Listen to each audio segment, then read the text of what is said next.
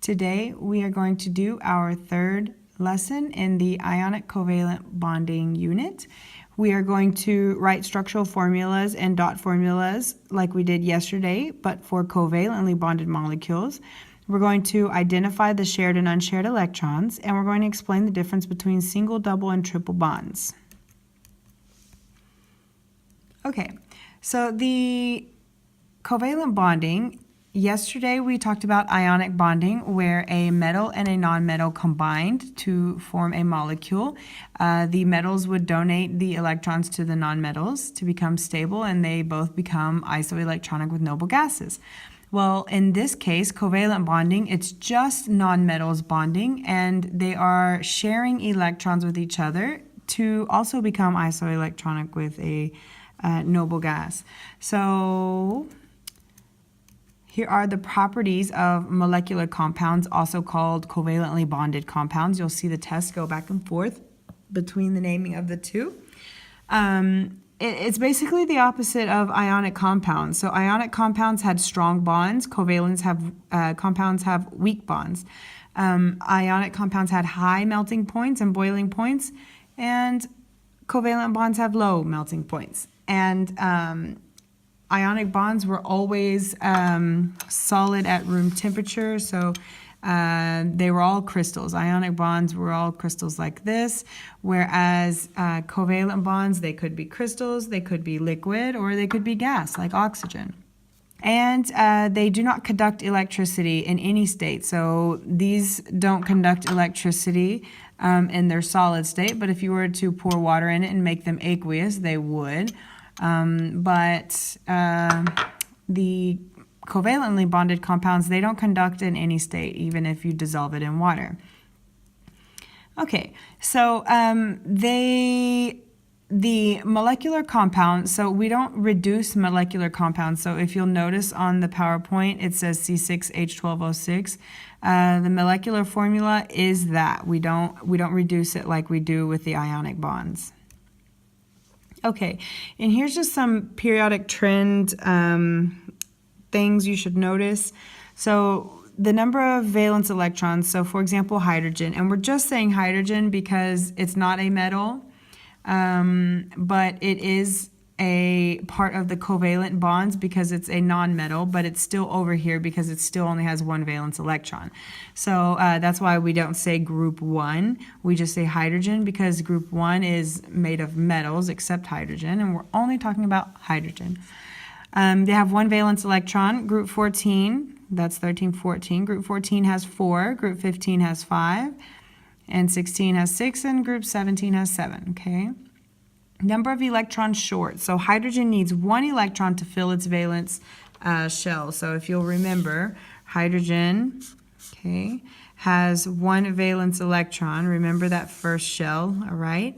It only needs one more to fill its valence shell, which is this one, okay? Group 14, remember this one, that's carbon. So remember carbon has 4 valence electrons, right? It has 4 valence electrons. It's in group 14, 4 valence electrons. And it's 4 electrons short. So kind of picture it like this, okay? It has 4 valence electrons, and it needs 4 more to have its full shell. It needs 4 more, so it needs 1, 2, 3, 4. So that's that one. And then let's look at another one. Group 15 has 5 valence electrons. We'll just draw nitrogen. Okay. And it has 5 valence electrons. 1, 2, 3, 4, 5. Okay. So still picture it like that circle. Okay. It needs here, here, and here to be stable. Okay. So it needs 3 to be stable. Group 16, we'll do oxygen. We'll just do the top ones. So group 16, oxygen, okay. Oxygen has 6 valence electrons. 1, 2, 3, 4, 5, 6, okay. And we'll draw its little circle just to kind of give us a visual. So oxygen needs 1 here and 1 here to be stable. So the number of electrons short is 2. Now moving on to group 17. Here we'll do fluorine. Fluorine has 7 valence electrons, 3, 4, 5, 6, 7. So in its little circle, if you want to picture it, it's missing only 1. So it is short 1 electron. Now, the number of bonds made is how many electrons it's short, okay? So if you look on the PowerPoint, group 14, so that is this one, it was 4 electrons short, so it's going to make 4 bonds, okay? Group 15, which was nitrogen, it's 3 electrons short, so it's going to make 3 bonds to become stable. Oxygen, or group 16, everything, will make 2 bonds to become stable. Sorry, you can't see that. And group 17 will need to make 1 bond to become stable. Hydrogen was missing 1, and carbon was missing 4. We'll go ahead and just illustrate that, okay? So that's how many bonds it's going to miss. However many electrons it's missing, that's how many bonds it's going to need. Okay, moving on, we have practice problems. All right, so it wants us to write the electron dot structure for H2. So I just write the elements, okay?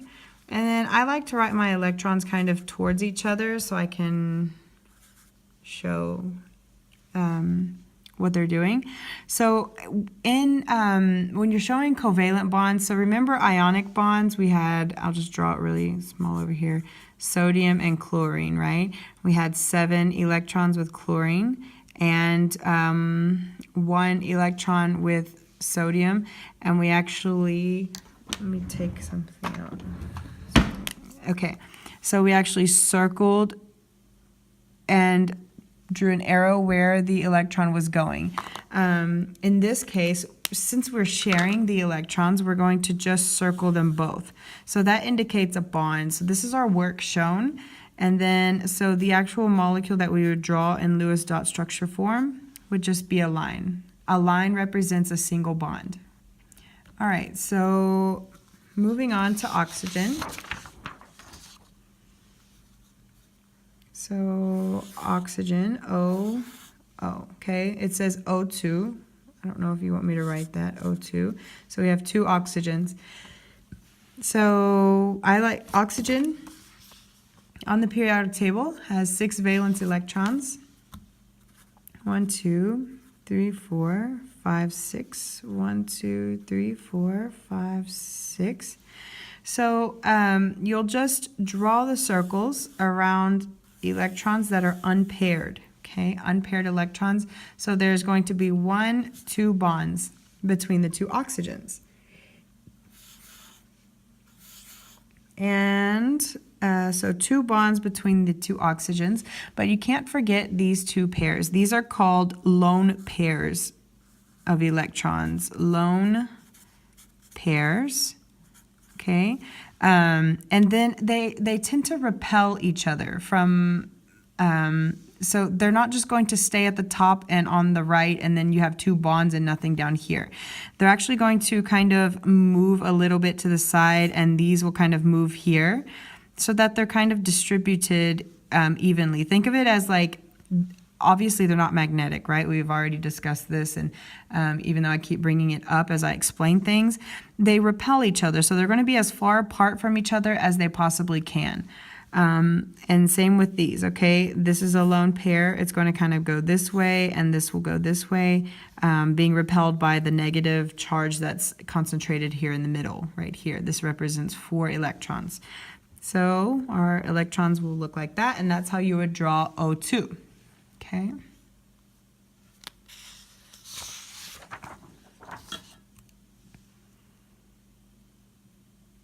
Oh, you know what? I just want to mention really quickly, in this class, I don't really teach it, but I do want to mention it since you do have IB next year if you do plan on going. But this we call a sigma bond. So if you hear this word, don't freak out next year. A sigma bond is just a single bond. And then the double bond, I'm sorry, I forgot to mention this, is called a pi bond. Okay, and then we'll have a triple bond, and it's just a sigma bond with 2 pi bonds. But if you hear Dr. Kiarkinez next year talk about a sigma bond or pi bond, that just means double and single bonds. Okay, so we're moving on to nitrogen. So we have, N2 is our molecule. So we have nitrogen and nitrogen. And we're going to find it on the periodic table. Here it is. It has 5 valence electrons. So we're going to add 5 valence electrons. 1, 2, 3, 4, 5. 1, 2, 3, 4, 5. And I put the pair of electrons here just because I'm going to have to draw the circles around these electrons, so it's easier instead of having to draw these circles all the way around looking like a balloon animal. It just keeps it more organized. So I'm going to draw bonds, circles representing bonds around each electron that's not paired, okay? And this is where the electrons will be shared. So there's going to be 1, 2, 3 bonds in between nitrogen. And so nitrogen, N, will have 3 bonds, okay? And then it also has this lone pair. Now, this lone pair, it's not going to go one here, one here. They're a pair, so we keep them together. And it's going to be, this is a very negative spot in the molecule, okay? Just think of all of the negative charges from the electrons all concentrated right in the center of the molecule. So they're going to be all the way on this side, okay? And then this would be a sigma bond, pi bond, pi bond. And in my class, we just call it a triple bond. Okay, now we're going to do H2O, our favorite molecule. You've known it since you walked in my classroom, right? Okay, I always like to put the atom that needs the most bonds in the middle. So hydrogen, I just quickly look at the periodic table. Hydrogen needs 1 bond, right? It needs 1 electron to fill that it needs 1 electron to fill that valence shell. Remember, hydrogen only has 1 circle around it, right? Or 1 energy level. So it needs 1 more electron to fill here. So hydrogen needs 1 bond. Oxygen has 6 electrons, so it's going to need 2 bonds. So oxygen will need more bonds than hydrogen, so we're going to put that one in the middle. And hydrogens, we'll go ahead and just put it here, 1 on each side, okay? So hydrogen has 1 electron, okay, each, and oxygen has 6. So 1, 2, 3, 4, 5, 6. You could have drawn these 2 here, but it's just easier when you draw your circles representing bonds. So hydrogen only needs 1 more bond, and so it's going to share this electron here, and these will be shared here. And what happens is this lone pair will actually come up here, okay? So you will draw your molecule. These 2 pairs of electrons will actually repel the hydrogens, and this is how you draw a water molecule. All right, moving on, we have ONF. That is our molecule, ONF. So let's see what needs the most bonds. So we have oxygen here, nitrogen here, and fluorine here. Fluorine needs 1 more bond to be like a noble gas. Oxygen needs 2, nitrogen needs 3. So we're going to put nitrogen in the middle. And it really doesn't matter what side you put the others.